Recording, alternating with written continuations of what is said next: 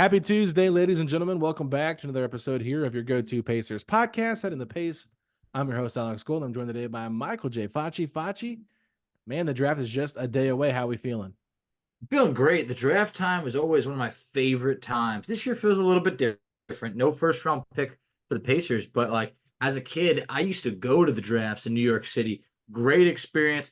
Bought fake tickets once. That was awful. But at the same point, you roll the dice a little bit in the draft, and it's always been one of the times in my life that I look forward to. Was it a cheaper route to buy the fake tickets?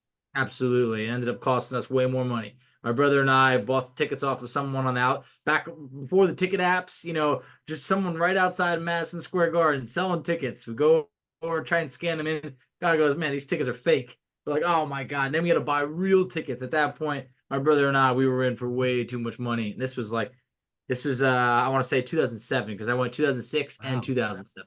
Yeah. This is going to show you how much of a tightwad Facci is, how long of a tightwad Facci has been a tightwad, because this dude's always complaining to me about money off the air. It's He's like, you know how much it costs me to pay for these tickets? I'm like, God, man. always a scam. I mean, it's just a man trying to enjoy the draft, and someone just made off like a bandit with my brother and I's money. Yeah, Hey, it's pretty wild, and I'm glad that that stuff's a little bit limited now with what they can do. But this draft's going to be interesting, Facci, because we saw in the draft lottery the Atlanta Hawks jumped all the way 9 spots up to get the #1 pick, and there's been a lot of conversations about the Atlanta Hawks and what they're going to do. So I got a question for you that's been on my mind the last couple of days. We've been hearing a lot of talks about Trae Young and DeJounte Murray. So if I were to give you these options here, do you think that Trae Young is a Hawk 2 or 3 more years, or DeJounte Murray is a Hawk 2 or 3 more years?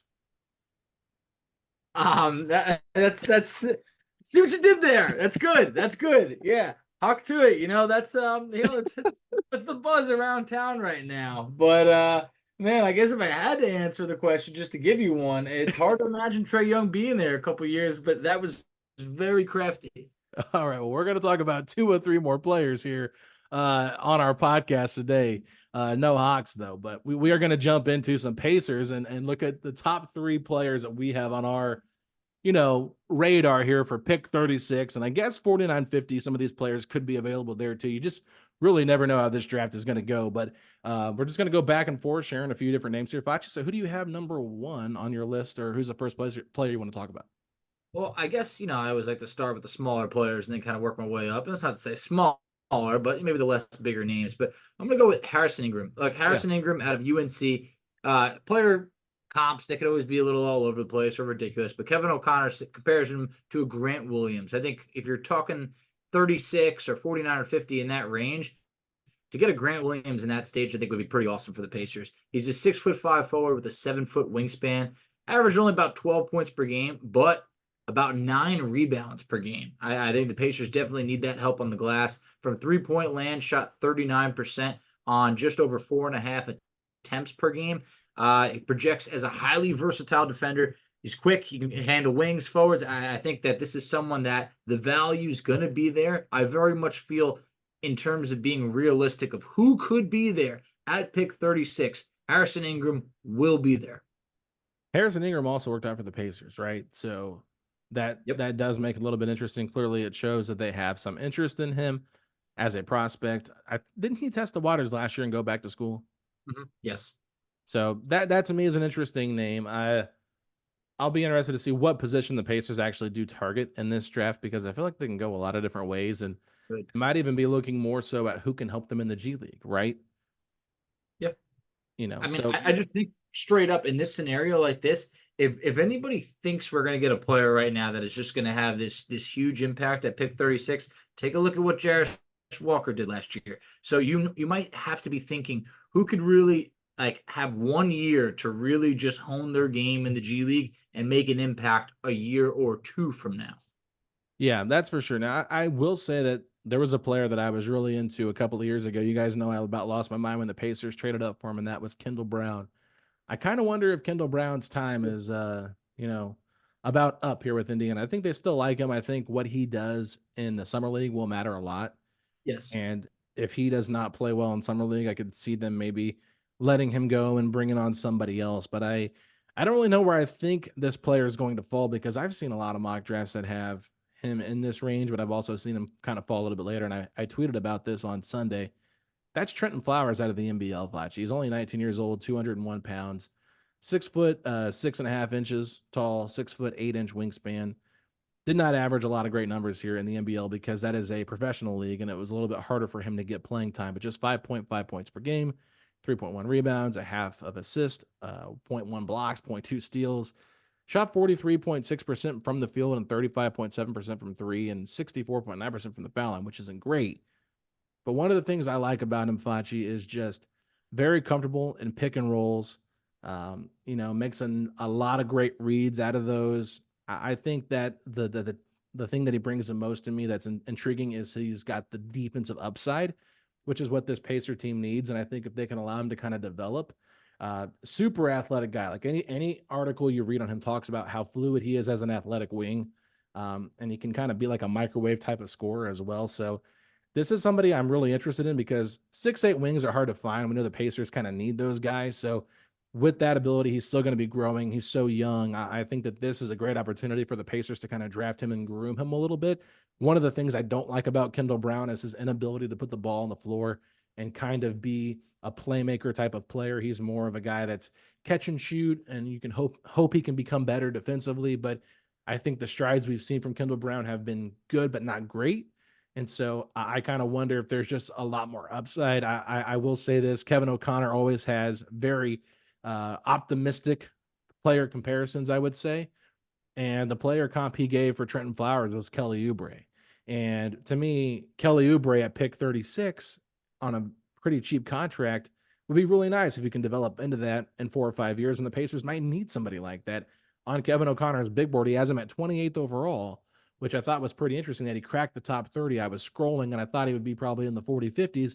I didn't see his name. I just kept scrolling up to see where he was at. And I was like, wow, he has him all the way at 28. So pretty interesting, only 19 and a half years old. So plenty of time to develop, plenty of time to grow. But people are calling him a walking bucket thanks to his size. And I'll be interested to see what exactly he can do as a player. But I do feel like Indiana should take a gamble on someone like this because they need playmaking. They need average shooting that I think he can get better at. And I think he just has good feel for the game that's going to help him grow as a player. Yeah, I think this type of player right over here is someone that you give him time. Like I don't think that Flowers will be making an impact for Indiana next year, and I'm completely fine with that. I Mhm. really am. Go with the best available player at pick 36, even if it's going to take you some time. And I know that you mentioned Kevin O'Connor has him 28th.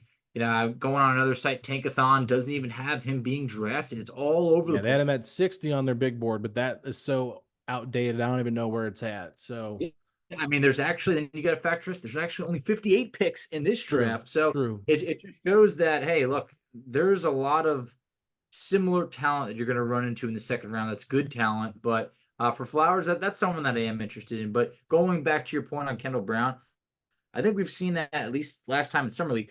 Kendall Brown was able to flash some defensive, capabilities. I thought he was blocking shots, getting some steals. Offensively, I don't know if it's ever going to be there. I don't. I think he was a good story of rewarding.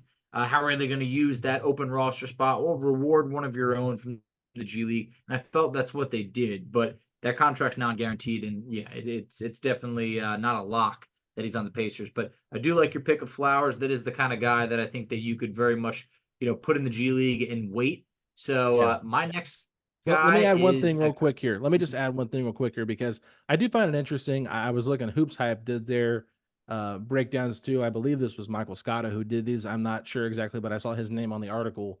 When he did his kind of scouting report on Flowers, he said that holds his own as a point of attack defender and has all the tools to become a standout defender. And then you look at Kevin O'Connor's, and he basically said he could become a multi-positional defender if his fundamentals and strength improve. So that to me is what has me really excited about Flowers, and because we already know of the athleticism and the offensive ability. Sorry, I can't talk for some reason.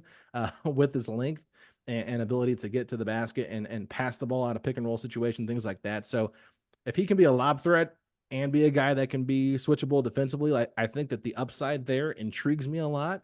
But I also think that it's such a small sample size that it's really hard to put too much weighed into what he could become. Sorry, I didn't want to cut you off there, but I just No, wanted to get we're that in.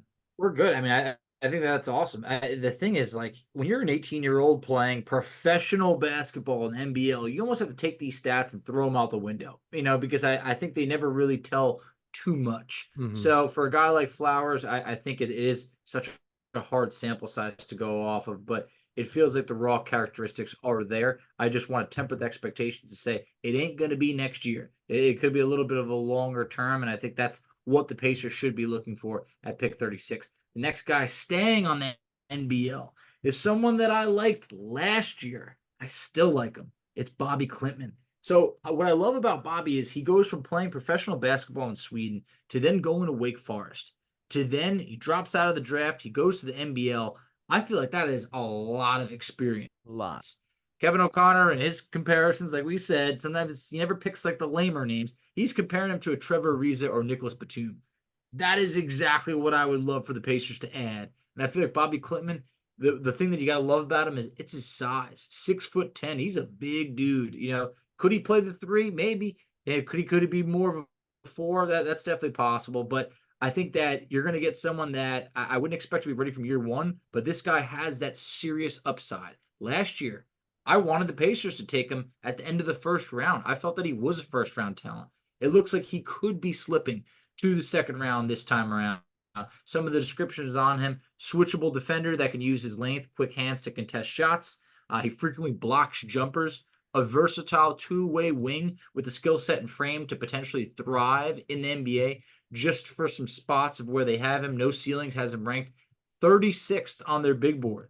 Tankathon has him mocked 30th to the Celtics. So it doesn't feel like far-fetched to say, could this guy be there at 36, or could the Pacers trade up a couple of picks to get him if it's maybe around 32 or so?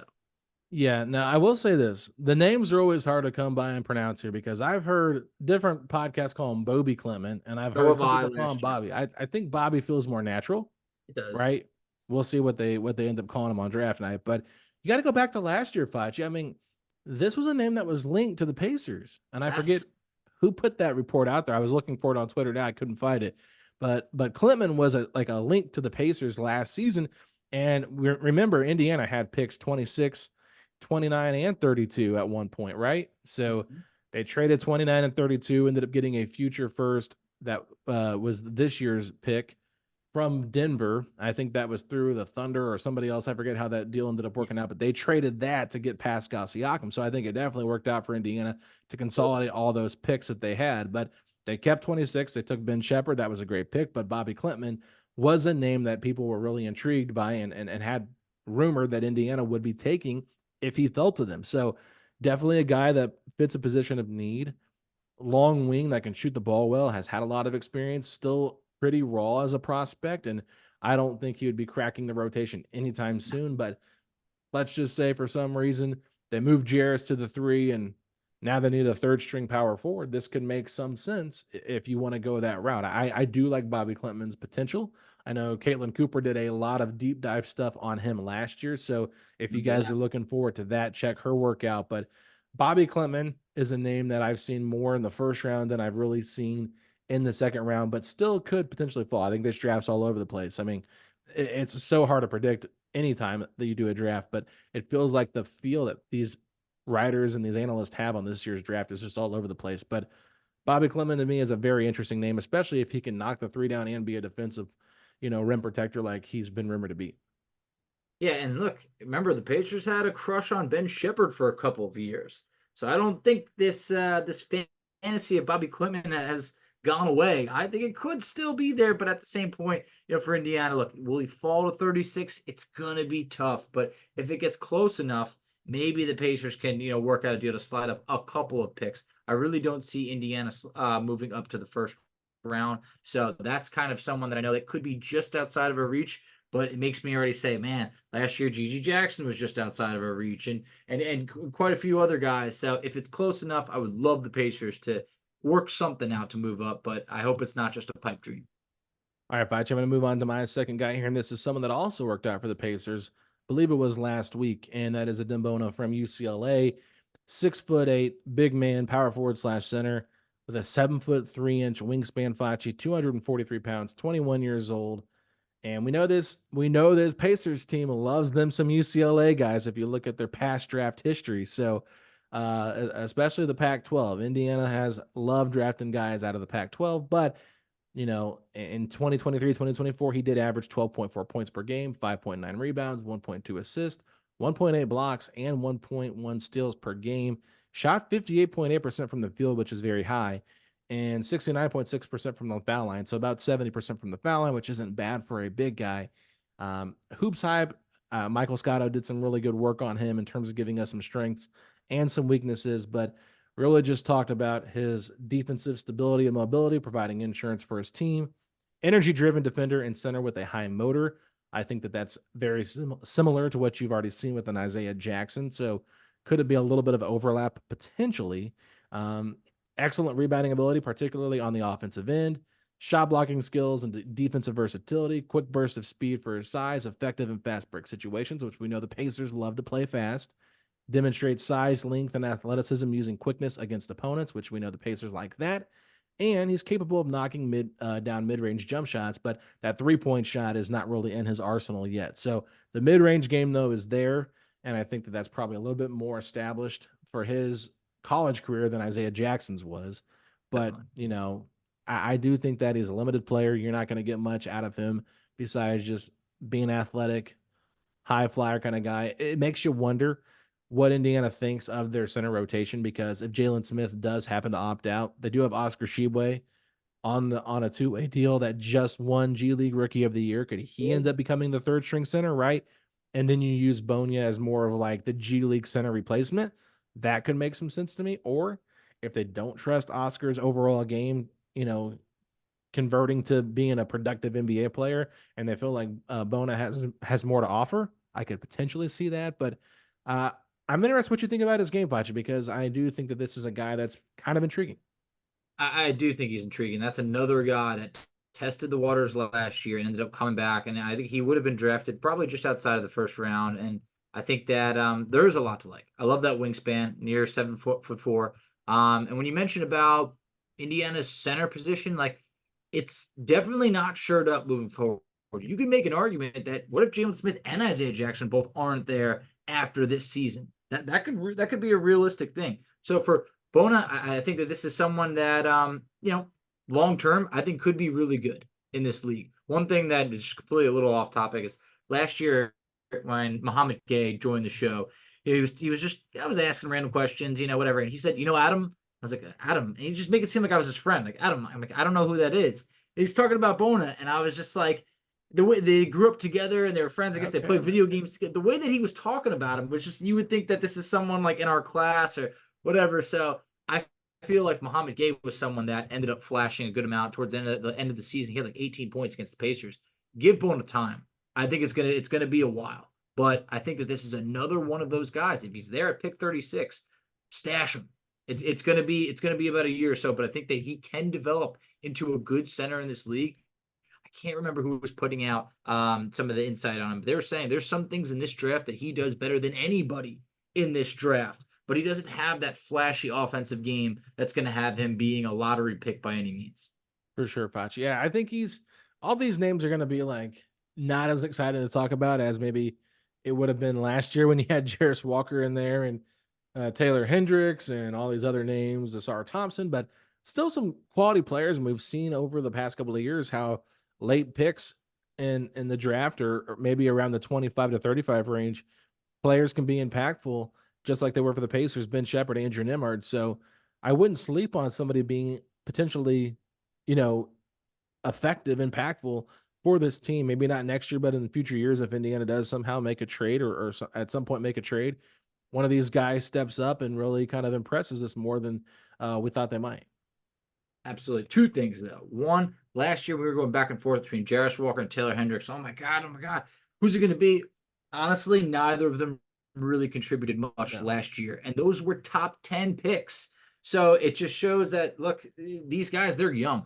Found the tweet that I was looking for. Jonathan Gavoni, when talking about Bona, said, you can make a case for Adam Bona as the number one player in this class in several categories. explosiveness, ground coverage, intensity, and defensive versatility. Valuable traits that could help him carve out a role early in his career. This is someone that you're talking about being there at pick 36. Mhm. He's got the characteristics, but it's just not going to be from day one. Even if Gavoni says that he could carve out a role, this is someone that if the Pacers took at 36, I would absolutely understand it and be here for it. Yeah, to me, when Gavoni says something like that, that almost means he's not going to be there in the second round. This could be a guy that maybe goes in the first round and surprises people. It's possible. But I do think Trace Jackson Davis kind of made it possible for a guy like Bona to kind of go earlier in the draft because of his Yeah. impact with Golden State as a rookie. You know, Bona's got some experience on him, so I think that this is a guy that, with all of that athleticism that he has and that way he plays with so much force, teams could be looking at him as a cheap center option, cheap big man option if they're a little bit thin in that area. No doubt about it. So I think that that's someone who, yeah, his stock very well could rise, but it just shows this is the highs and lows of the draft coming around. People's stock are soaring.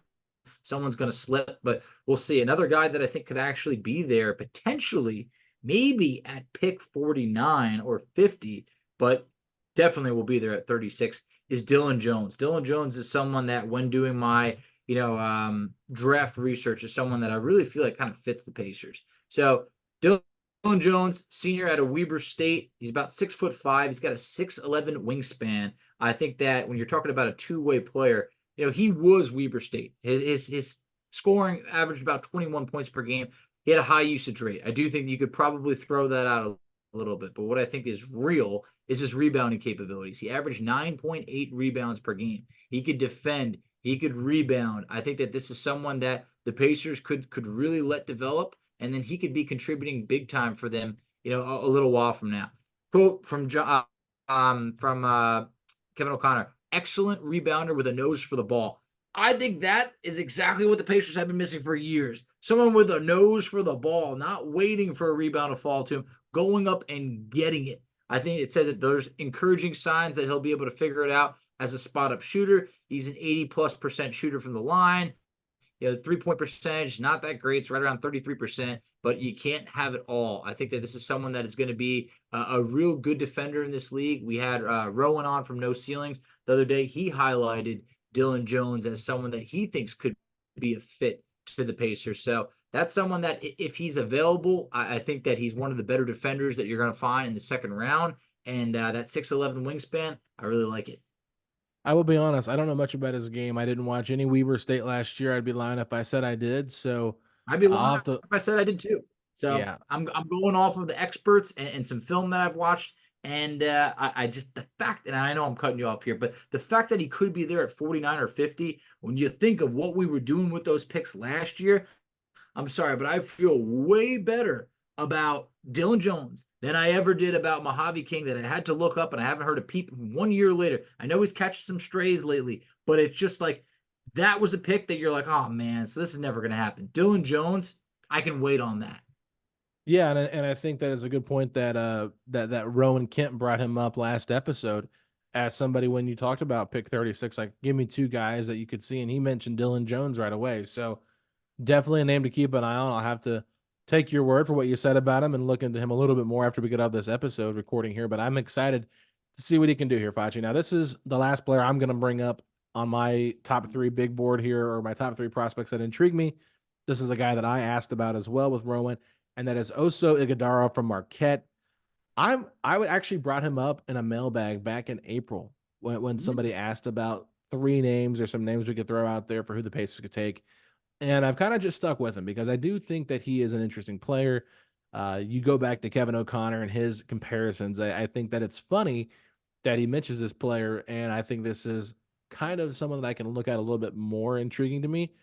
He said he has shades of Al Horford in his game. And the reason why I think that this is more interesting to me is just because of how much Kevin O'Connor watches the Boston Celtics. He came from Celtics blog before he became an NBA writer for The Ringer. So to me, like, he is a Celtics fan by default, and he can try to cover the league in a non-biased way, but I think there's always a little bit of him that just loves Boston a little bit more. So I know that he's paying attention to Al Horford, and I think that Oso Ighodaro is a very interesting comp for that, because one thing I've noticed about Oso Ighodaro is that defensive versatility, and he's a gifted passer.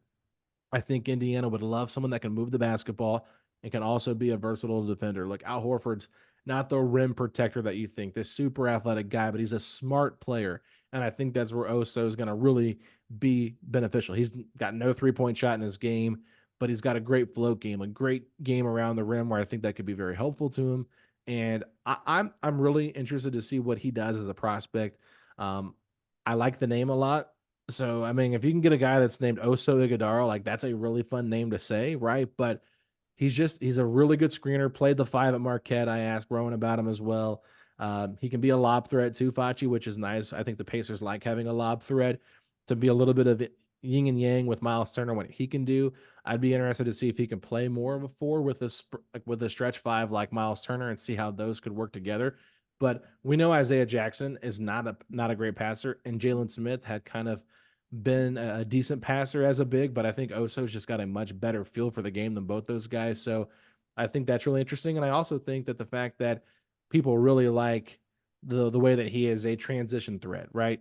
So if he can bring the ball up the court himself, or he can just get out and transition and run, that's really helpful. I know he ran a lot of dribble handoffs, which the Pacers don't run a lot of. So I've seen some mock drafts have him going to Sacramento, which could be very smart because that's what Sabonis does a lot of. But if Indiana wants some better screening, guys that have better feel with the ball in their hands, because I think we noticed it at times when Isaiah Jackson kind of got the ball in his hands, if he wasn't going up for a dunk or trying to score, like he just kind of looked lost at times and didn't know where to pass it. And I'm not saying that he would get minutes over Isaiah Jackson in his rookie season, but if you're looking at pros and cons to things that you see from different players, like it would be nice to have someone that can kind of embody this skill set. So for me, Oso Ighodaro is a name that I really like. I don't think I've seen him at all in terms of names the Pacers have worked out. That doesn't mean anything, but No. I do think that Indiana usually does a good job of getting the guys in that they want to draft. So don't know if that's too much of a long shot, but I'd be intrigued by him as a prospect. And that's definitely true. And I remember the Pacers tried to work out Nemhard twice. So I remember like when you think about that, and they did get Chris Duarte in for a workout, and Bennett Mather and Jarris Walker and those guys, like they definitely did. But I think that when you're picking that your first picks at 36, it's hard to get all those guys in. But from Tankathon has him as the 5th best power forward. So they list him Mm, as a power forward. Kevin O'Connor has him listed as a center. Do you think he might end up playing some power forward in the NBA? I don't know. He's not a great rebounder, and I think that's very Al Horford esque as well. Al Horford's not known for being a great rebounder. And I know Pacer fans are like, yeah, I'm out on this guy. He can't rebound the basketball. We need a rebounder.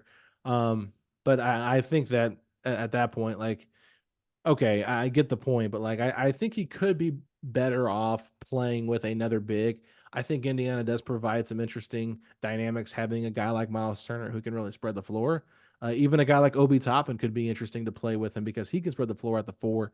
And with his versatility defensively, like if he can just hone in on that, that would make some interest, that brings some intrigue to me in terms of what he can do. But I'm not like, oh my god, if they don't draft Oso Ighodaro, I'm gonna lose my mind. Like he's like, it's nothing like that, right? So that to No. me is where I'm at. Though I just like he's a very intriguing player. If they could go out there and get him, that'd be great. But any of these 6 names that we brought up, I think at this point I'm pretty much open for anything, just because I think you're just hoping that these guys can develop. But I do like going after a little bit more experienced players at 36. We see that happen a lot.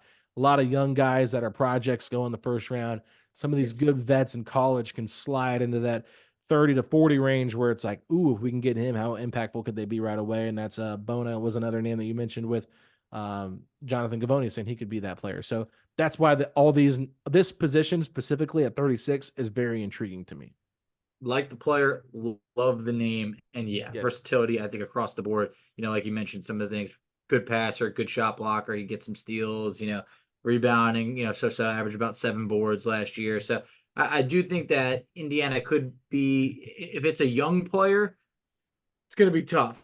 If it's a more experienced player, then you never know. You really never do, because in the second round and Ben Shepherd at pick 26, later picks between Nemhard and Ben Shepherd, those were more experienced guys that were actually able to at times outwork the players that were picked ahead of them, whether it's a Jarris Walker or a Benedict Mather or anything of that sort. The last name I have on my list is more of just in agreement with you. You sold me with no receipt on Ryan Dunn. I think Yeah. that ever since you started mentioning him a couple weeks back, started doing the research, and it just feels like he won't be there at pick 36. You never know what could happen. But being labeled as arguably the top defender in this draft is something that I'm all over. Sam Vecini says he's the best wing defender I've evaluated in a long time. Kevin O'Connor labeled him as the best defender in this draft class. And look at the comparison that Kevin O'Connor said. Now, we know you take these with a grain of salt. Herb Jones, all right? We had Herb Jones in a whole episode about what would it take to trade for him, and we were throwing out some things that's like, I don't know if we can give that up. But what if you could trade up for the next Herb Jones in Ryan Dunn? Call me a Yeah. dreamer, but man, it sounds fun. I will say this. I did receive a few different text messages, Facci, when you threw out the idea of trading both Jarris Walker and Benedict Matherin for Herb Jones. As like that's what it's going to take, and I'm like, I don't think it's going to take both those guys, but I do think Herb Jones is a good player. So Ryan Dunn, obviously, the offensive game is a long ways away from being polished or anything like that. I don't see much offensive upside with him, and that's why he's all over the board because he might be the greatest defender there ever is, but if he can't play in the playoffs, is he worth any pick, right? And I think that's where you kind of have to weigh this very heavily. I trust Jenny Busek, and that is why I am sold on Ryan Dunn as the guy, if I were the Pacers, that I would trade up for. I think that Ryan Dunn defensively can do it all. And Indiana clearly needs defensive players and stoppers and things like that. So if they can go out there and get a defensive stud, and Jenny Busek can find ways, the G League guys, their coaching staff can find ways to at least just develop a catch and shoot corner three with him, it does make him a little bit more playable in the future of his NBA career. I don't know if he's going to be impactful right away because his offensive game is so far away, but we heard Andrew Nembhard say that Jenny completely changed his shot, and look at where it got him. And I think he already had a decent shot, but TJ McConnell, this is a guy that never took threes, and all of a sudden, the last 2 seasons, he's shooting career highs from 3-point land. So that to me kind of says, okay, if she has a little bit to work with, she can really maximize these players. So that's why with Ryan Dunn, like defensively, Virginia guy, Coach Carlisle went to Virginia. We know how much Carlisle loved Malcolm Brogdon and that Virginia connection that they had. So I'm pretty sure Carlisle has a pretty good idea of what Ryan Dunn is as a player. And I'm pretty sure Rick's like, man, that's a heck of a defender. If I can get him on my Pacers team, that's going to help us out a lot. But he's got to develop that shot. And I think they would understand that they've done a really good job developing their guys, even if they haven't played much. So to me, if I'm Indiana and I can get Ryan Dunn, I see what I can do. I know there's been some reports out there that Phoenix could be willing to trade pick 22 to try and get some assets back that they maybe moved. And if you have future seconds and things you can do like that, plus 36 to make that trade, okay, see if it's available. I don't think that that's a trade that's going to happen, but if there's somebody later in that first round that's got multiple picks and they don't want to take 3 or 4 guys like Indiana had last year with the pick they sold to Denver, or traded to Denver, I think Indiana could maybe look at a potential swap there if a Ryan Dunn falls into a range where they want to go up and get him. I would love if the Pacers were able to consolidate some picks, even if it involves some future second rounders, something like that. Where if you can get a guy like Ryan Dunn, I think that I trust our staff to be able to develop him. When you talk about not being a good 3-point shooter, to put it in perspective for everybody, he attempted 1 3 per game last year. He hit 20% of them, so Yeah. it's bad. But let's talk about the good. So he's 6'7", 6'8", depending on where you read, with a 7'1.5" wingspan. That is awesome. It's what you wish Aaron Nesmith could physically possess. Nesmith, 6'5", with a 6'7.5" wingspan. So you're talking about a big difference here. Ryan Dunn averaged 2.3 blocks per game, which is just ridiculous in college for a non-big, and 1.3 steals per game. He averaged near 7 rebounds per game, which you gotta love. And I just think that this is someone that, man, if the Pacers have an opportunity, I think you really got to think strongly about it. But I also think he's going to have a lot of suitors. A lot of times on mock drafts, you're seeing him in the mid-20s, right around 25 or so. Sometimes big boards have him as low as 36. That's where Kevin O'Connor had him on his latest big board. So I think that there's a chance he could be there, but but I wouldn't hold your breath. You start to look at some teams that could potentially trade out. Like the Knicks have two, first round picks. They're picking at 24 and 25. Then you look at a team like Minnesota. They're at 27. What are they going to do? The Jazz at 29, and then the Celtics at 30. I mean, those are the teams to probably take a look at because I don't see Indiana having the firepower to trade up to 22 with Phoenix. And if this is Phoenix's only first round pick for the next few years, do they want a bunch of second rounders for it? They could probably do a little bit better than that. Yeah, no, I do think that Reddit brings and provides some really good stuff here. What do you So got? this is a video from Zach Milner, who I think a lot of you guys have seen his work on Twitter. Does a great job covering the draft, and this was about 166 days ago when this Reddit post was put out there. But it does kind of talk about what Dunn was doing at that time. He was averaging 2.1 blocks and 2 point steals with 10.2 block percentage and a 4.8 steal percentage with a 6.0 DBMP. So there's never been a wing to average these numbers for an entire season. And it also says among defensive wing forward prospects drafted in the last 10 years, okay, this would be the highest DMBP since Matisse Thybulle with 8.4. He would have nearly double the block percentage of defensive forwards like Taylor Hendricks, Jonathan Isaac, and Jared Vanderbilt, and nearly plus 2% still percentage of wings like Mikal Bridges, Devin Vassell, OG Anunoby, Andre Jackson Jr., and Isaac Okoro. If able to keep this up for the season, this would be a monumental defensive season for Dunn. So that is why you want to go out there and look at somebody like this. Facci already gave you all the names that talked about how great of a defensive player he can be. Offensively, like we said, very raw, but he is a hustle player and he's a lob threat. So if he can do that, that's kind of Kendall Brown-esque, right? That's what Kendall Brown's pretty good at for what he can do offensively. But, the defensive instincts are insane with this guy. And if you just watch any highlight reel of him, you see like, oh my God, like this dude could be a lockdown, shutdown, one-on-one defender with size. Indiana needs that. Look at the defense that they put out last year. They were so small at times, couldn't really be switchable. And look, I know that Indiana's offense is all about everybody's got to kind of be able to create for their own a little bit, catch and shoot type of thing. So it would take time for him to get into the rotation because of how deep Indiana is at the wing position. But I'm telling you, in the next 2 to 3 years, the Pacers are probably going to make a trade that is a consolidation trade, and they're going to need role players off the bench. I think Dunn could be one of those guys. And honestly, like, who knows what he could do offensively. But anytime you see defensive players like this, even an Andre Roberson type of guy, it's so impactful for the regular season that getting a guy like that on your roster makes a ton of sense. And I left the Andre Roberson name out because it wasn't as sexy as, the Herb Jones name. Andre Roberson was a very good player defensively. Great. Before he missed like 2 years in a row. There was like a torn ACL, whatever it was. But for the Thunder, he was a starter on those teams year in, year out, barely giving them anything offensively. And he had a very carved out role in the NBA.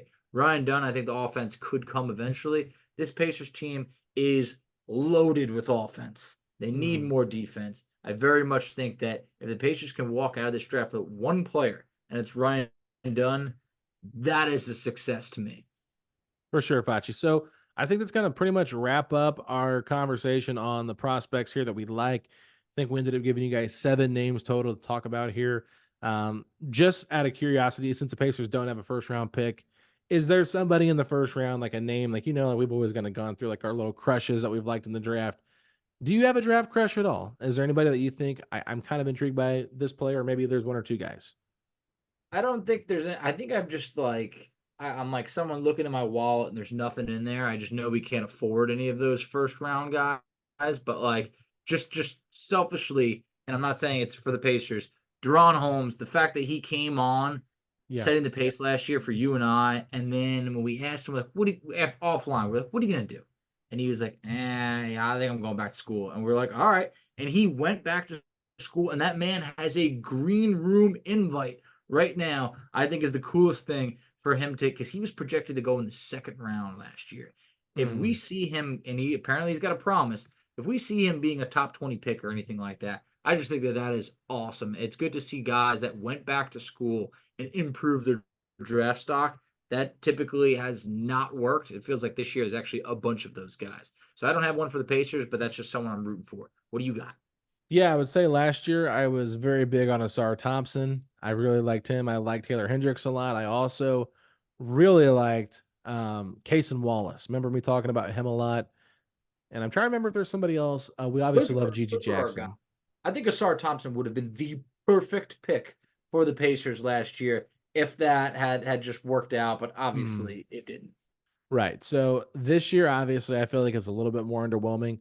A Yeah. name that I keep thinking of, and I'm not saying they're the same player as a Case and Wallace, but Devin Carter from Providence is a name that I continue to be intrigued by. The more and more I watch his film, I'm like, man, Devin Carter could be one of those sleepers in the draft. And then this is a guy that I liked in the middle of the college season. I watched a few of their games, and I was up a little bit later at night when he played for Colorado, and that's Tristan DeSilvia. A little bit of an older guy, but I feel like he could kind of have if he's drafted to the right team, and I think that really does matter because everybody knows how much I loved Tari Eason a few years ago. Oh He yeah. goes to the No, you Rockets, did. and he's become one of their like key young players that they won't trade. So that's kind of I'm not saying I see the same thing with Tristan DeSilvia, but I like him a lot.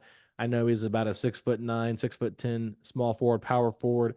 I could kind of see him having a similar role as like a Jaime Jaquez Jr. type player, a little bit older that if he goes to a veteran team could contribute right away.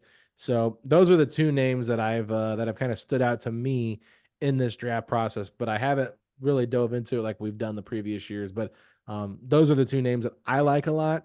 And then I know that this name is talked a little bit about, but Tyler Smith out of the G League, he could fall to the Pacers. I mean, there Good. is a legit chance he could fall to 36. I don't know if he will. Seems like a first round guy, but a very interesting player that has a lot of high upside. I think that Tyler Smith is a name to keep an eye on as well. Love the size, 6'10", 7'1" wingspan. I Yeah. think there's a lot to like. You know, those some of those G League guys that haven't really worked out too much on the next level. I'm still waiting on Dyson Daniels to pan out. I still think the Pacers dodged a bullet. You know, when it was like Dyson Daniels or Matherin, and you know, it's we haven't really Shaden seen that. Sharp. What was that? Shaden Sharp, Sh- Shaden Sharp showed a lot last pretty good year. player. And now I'm a little bit nervous. All I right, liked him a lot. There was a point where I liked him more than Matherin, there was no one that was more of a mystery box than Shaden for Sharp. I sure. stand by that.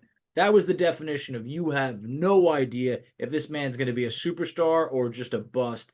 And now, honestly, long term, I think he's going to be a really good player in the NBA. And Mm-hmm. the Pacers might always be looking at him through the window saying, man, I just wish Yeah. Matherin could have been Shaden Sharp. But I hope I'm wrong. I really do. But I mean, I think last year we saw that there's a lot of good talent that's going to be there in the second round.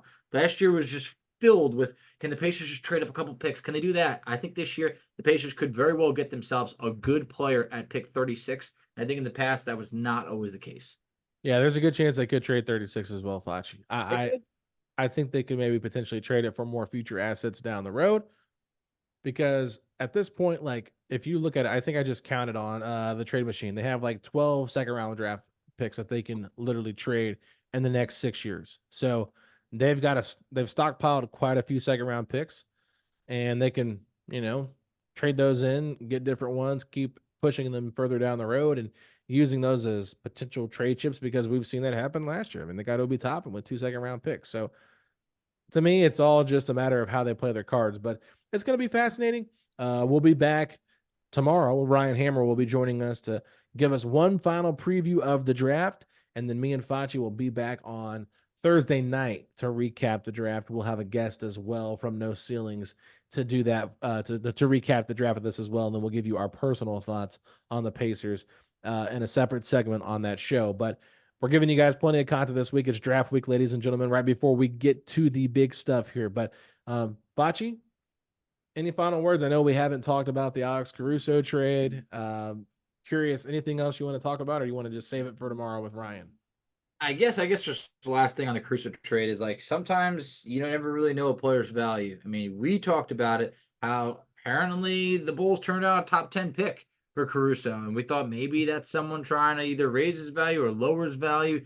Then you see there was no picks involved. I thought that was a shocker. I thought it probably would have taken a little bit more, but I understand Josh Giddey, a young player that Chicago could, sign him and have him for years as, compared to maybe a bunch of other draft picks or anything of the sort. But I thought Crusoe kind of went for a little bit cheaper than a lot of people thought. Mm-hmm. Yeah, when we throw out that trade I put out there, Matherin for Caruso plus a pick, It doesn't would have seem been. that far off in terms of value wise. I mean, I think Matherin and Josh Giddey, you could both say, hey, young players that could contribute a lot. But the fact Six that overall OK, picks. yeah, I mean OKC has a zillion picks. Chicago couldn't get one of them. Who's running that team over there? I mean, I don't know. How do you not get one pick? A heavily protected first? Nothing. That was a little bit of a shocker to me. Yeah, it'll be interesting to see what direction Chicago goes next year. I mean, they have a lot of different things at play. There's been a lot of talks about Zach LaVine on the trade market.